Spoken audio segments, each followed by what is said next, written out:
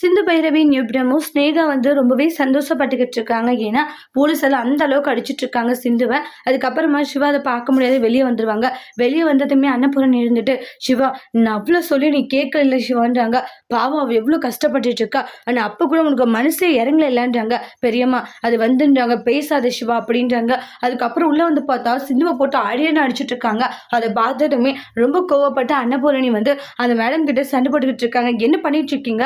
Police officer தான், அதுக்காக விசாரணை பண்றேன்னு சொல்லிட்டு சும்மா ஒரு என்கொயரிக்காக கூட்டிட்டு வந்து இந்த அளவுக்கு பண்ணிக்கிட்டு இருக்கீங்க. நீங்க பண்ணிட்டு இருக்கிறது சட்டப்படி ரொம்ப தப்புன்றாங்க.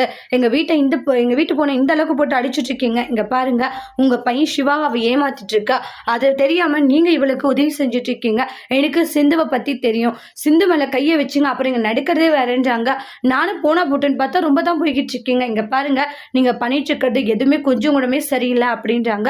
தயவு செஞ்சு என்னுடைய டியூட்டியை நீங்க செய்ய விடுங்க. இதெல்லாம் உங்களோட டியூட்டியில சரியா? விசாரணை பண்றேன்னு தான் வந்தீங்க. ஆனா வந்ததுக்கு இந்த மாதிரி எல்லாம் போட்டு அடிச்சிட்டு இருக்கீங்க. என்ன நினைச்சிட்டு இருக்கீங்க உங்க மனசுல நீங்க அப்படின்றத சொல்லிட்டு அன்னபூரணி ரொம்ப கோவப்பட்டுக்கிட்டு இருக்காங்க. நீங்க பண்ணிட்டு இருக்கிறது எதுவுமே சரியில்லை, கொஞ்சம் கூட சரியில்லை.